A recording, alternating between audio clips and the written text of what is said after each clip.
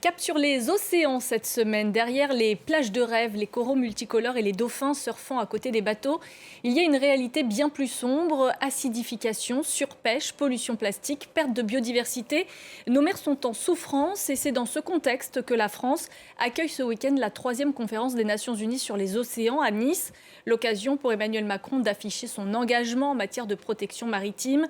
Mais on peut tout de même s'interroger, la France est-elle vraiment à la hauteur ? Peut-elle donner des leçons alors qu'elle peine à protéger elle-même ses aires marines, qu'elle ne parvient pas à empêcher la pêche illégale et que le financement de ses projets reste largement insuffisant? On en parle avec notre invité du jour, Romain Troublé. Bonsoir, vous êtes directeur général de la fondation Tara Océan. C'est une fondation engagée pour la défense de l'océan. Vous vous trouvez actuellement à Nice où les scientifiques venus du monde entier sont réunis depuis mardi. Ils veulent transmettre leurs recommandations avant l'ouverture de la fameuse conférence des Nations Unies sur l'océan. Vous qui êtes sur place, est-ce que vous diriez qu'il y a un vent d'optimisme qui souffle sur Nice ou que l'heure est plutôt à l'amertume? Écoutez, bonsoir déjà et effectivement je suis à Nice, devant la promenade. Effectivement, on est avant le procès le sommet va commencer dans quelques heures maintenant et donc on est un peu avant les discussions donc je dirais que l'ambiance est assez festive. Les gens sont contents d'arriver ici, sont contents d'être se retrouver. On a quand même, ici un panel d'États, de 180 États qui sont venus, notamment 90 États représentés au niveau chef d'État ou ministre. C'est jamais vu quand même pour l'océan. Et donc ça, c'est déjà enthousiasmant de voir tous ces gens ici. Mais évidemment, il y a beaucoup de sujets sur la table. Alors on va y revenir. La France a donc choisi d'accueillir cette 3e conférence qu'elle co-organise avec le Costa Rica. La France, on le rappelle, elle possède le 2e espace maritime mondial derrière les États-Unis. Elle est le seul pays à être présent sur 4 océans grâce à ses territoires ultramarins. Je posais la question en introduction, est-ce qu'elle le protège vraiment, elle, son espace maritime? Justement, il y a des sujets en France, on a du mal à protéger vraiment des zones de notre territoire marin, en métropole notamment. On fait très bien aller très, très loin des côtes métropolitaines, dans l'océan Indien par exemple, mais par contre en métropole, on a du mal à protéger réellement les écosystèmes. On dit qu'ils sont protégés, mais en vrai, entre, entre un parc marin et l'extérieur, il n'y a pas beaucoup de différence. On peut y pêcher de la même façon. On peut avoir des techniques de pêche qui sont destructrices des habitats. On peut faire disparaître certaines espèces comme la civelle ou l'anguille. Et donc, c'est des sujets qui sont aujourd'hui sur la table. Il faut absolument qu'on arrive à avancer avec les pêcheurs, avec les scientifiques. Et aujourd'hui, c'est clair qu'on a encore beaucoup de chemin à faire sur ce sujet-là. Et on attend beaucoup du président Macron sur ce sujet-là. Le président Macron qui fait valoir qu'il y a 30% d'aires marines protégées en France, mais selon certaines ONG, seulement 0,1% de ces aires sont réellement protégées du chalutage, des activités industrielles. Est-ce que c'est un chiffre qui vous semble crédible? Oui, bien sûr, c'est un chiffre qui fait consensus dans le monde scientifique. Il n'y a aucun doute là-dessus.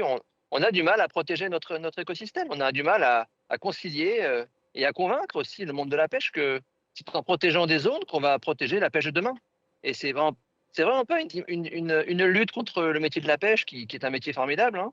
C'est vraiment un défi. On a du mal à convaincre nos concitoyens, nos amis pêcheurs, que si on protège certaines zones, qu'on les protège bien, qu'on en fait des petits, pas forcément très grands, hein, mais des zones de régénération d'écosystèmes, eh bien, en fait, les poissons vont se reproduire, vont grandir et on va pêcher des poissons plus grands et plus vite, et de façon plus rapide et donc plus efficace.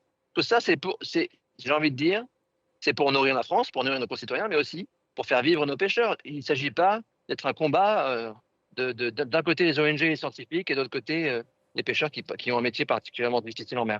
Est-ce que l'erreur de la France est de continuer à subventionner certaines pêches industrielles destructrices?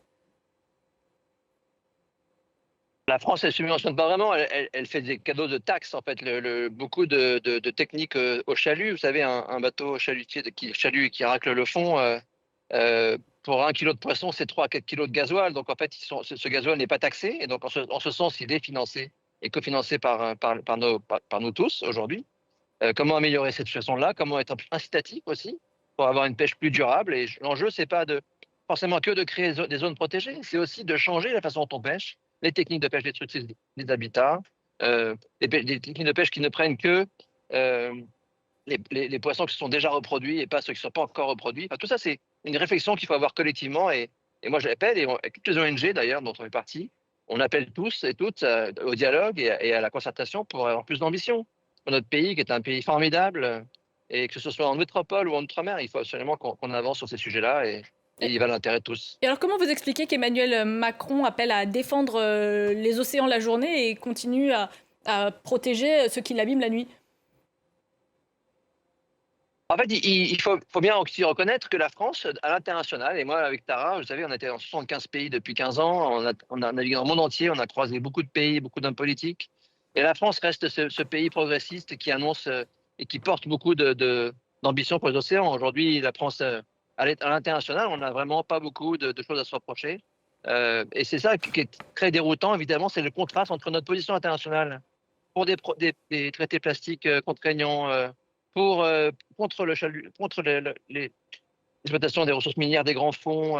On est toujours très, très progressif quand il s'agit d'aller à l'étranger, mais en France, on n'arrive pas à convaincre et on n'arrive pas à avoir un dialogue apaisé et serein sur comment mieux protéger nos territoires et notre ressource qui est encore une fois un territoire maritime gigantesque et qui en vaut la peine. Le nerf de la guerre, on l'imagine bien, c'est évidemment l'argent. Un rapport récent montre qu'il manque 14 milliards de dollars par an pour la protection des océans. Comment on peut faire sans moyens finalement? Est-ce on peut réellement y arriver? Écoutez, je crois qu'il faut faire tout ce qu'on peut pour y arriver. Ces sommets-là, comme je vous ai dit, c'est assez historique. On n'a jamais eu autant d'hommes politiques et de chefs d'État, hautes personnalités à venir à un sommet comme ça pour s'intéresser à la mer.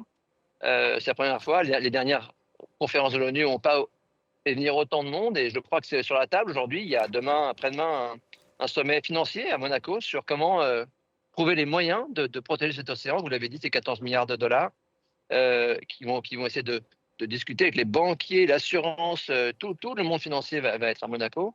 Et puis après ça, on va attaquer cette conférence en elle-même à partir du 8 juin, à partir de dimanche prochain, pour une durée de 5 jours, pour essayer de se mettre d'accord. L'enjeu n'est pas ici de signer un traité, il n'y a pas de traité à signer ici. L'enjeu, c'est d'arriver à créer des coalitions, à rehausser l'ambition de tous ces États sur tous ces sujets de l'océan dont vous avez parlé au début, que ce soit le transport maritime décarboné, que ce soit la biodiversité, la pollution plastique, évidemment la pêche et la pêche illégale, qui est un véritable fléau qui représente à peu près 15% de la pêche mondiale aujourd'hui. Et est-ce qu'on peut faire tout ça sans le soutien des États-Unis, qui, rappelons-le, possèdent le premier espace maritime au monde et on connaît les positions de Donald Trump sur la question. D'ailleurs, aucune délégation américaine ne sera présente. Oui, bah alors le premier espace maritime au monde, c'est l'Europe. Il ne faut pas l'oublier, et je crois que c'est ça qu'il faut bien se rappeler. Trump n'est pas là, l'Amérique n'est pas là, mais la Chine est là avec son vice-président, et c'est déjà une marque très forte d'intérêt de ce pays pour le multilatéralisme, et j'espère bien qu'on avancera avec cette partie du monde. Et l'Amérique, pour l'instant, elle reste là où elle est, et c'est bien dommage, évidemment. On est tous un peu abasourdis de ne pas avoir l'Amérique ici avec nous, avec la NOAA, avec toutes ces agences incroyables à qui on a fait confiance pendant des décennies pour stocker de données, pour capter de données. Et en fait, on se rend compte qu'avec une élection, finalement, cette science globale, cette science de l'intérêt général, elle peut être mise à mal. Et donc, comment aussi s'organiser demain pour que cette science elle soit répartie géographiquement sur le monde et qu'on ne dépend pas d'un seul pays qui, d'un seul coup, peut faire disparaître 50 ans de données très importantes pour les compressions du climat. Un mot pour terminer sur votre fondation, la fondation Tara Océan, qui mène des expéditions scientifiques. Quelles étaient vos dernières missions? Quelles seront les prochaines? Écoutez, Tara, ça fait une mission qui ça fait 13 expéditions depuis 40 ans maintenant. La goélette Tara, qui fait 36 mètres, a été dans le monde entier. Vous la voyez là. Elle est en ce moment à Monaco. Elle sera à Nice après-demain. Et elle a travaillé beaucoup sur pour comprendre pourquoi l'océan est vivant et comment mieux le protéger, comment mieux le garder vivant. Et cette goélette, elle a été doublée d'une petite sœur qui s'appelle la Station polaire Tara et qui, elle, est en route en ce moment où je vous parle vers le pôle Nord, vers l'Arctique, pour aller mieux étudier cette zone de la planète qui est complètement en danger de changement climatique, qui est sous pression. Là-haut, au pôle Nord, la température augmente de 3 à 4 fois plus rapidement qu'ailleurs dans le monde. Donc c'est un vrai sujet d'océan à mieux découvrir, mieux défendre et aussi à convaincre nos concitoyens. Le plus grand problème de la mer, c'est le dédain. Notre dédain à tous, on tourne le dos à la mer, on est fait comme ça, on est humain et dans le monde entier c'est pareil. Et comment retourner ça? C'est là ça la véritable question de ce sommet. Vous dites souvent que le problème, c'est que l'océan n'a pas d'électeurs. On fait comment justement pour que les citoyens s'emparent de ce combat? Je crois que la science, elle nous informe des changements climatiques. Vous voyez bien, on est informé du CO2 dans l'atmosphère, mais on fait rien. Je pense qu'il faut arriver à toucher l'émotion. L'émotion, elle engage les artistes. Le récit, l'aventure, l'exploration, ce sont des thèmes qui engagent nos concitoyens, nos enfants évidemment, mais aussi nous, parce que quelque part, on aime bien le risque, la prise de risque, les gens qui vont donner leur vie à l'exploration, qui consacrent tous une frange énorme de leur existence à ça. Ça nous fascine et je crois il faut se laisser fasciner, il faut se laisser emmener par cette émotion. C'est ça qui nous engagera à changer. Mais évidemment, c'est pas facile. Et chaque culture a sa propre approche. Et c'est ça qui fait aussi la beauté quelque part des Nations Unies, hein. C'est avec ça qu'il faut travailler. On n'a que ça. J'entends souvent des gens qui disent c'est trop tard, ça sert à rien. Mais en fait, on n'a que ça pour avancer. Et je crois qu'il faut redoubler d'efforts et continuer à se battre pour cette planète et pour cet océan, pour nos enfants Merci aussi. beaucoup Romain Troublé. On suivra évidemment sur France 24 cette conférence des Nations Unies sur l'océan de très près. Elle doit donc se tenir ces prochains jours à Nice. C'est la fin de ce journal. Restez avec nous tout de suite. Vous allez retrouver Fatih. Non, c'est pas Fatima Taouane aujourd'hui, c'est Serine Bey pour le journal de l'Afrique. On se donne rendez-vous juste après.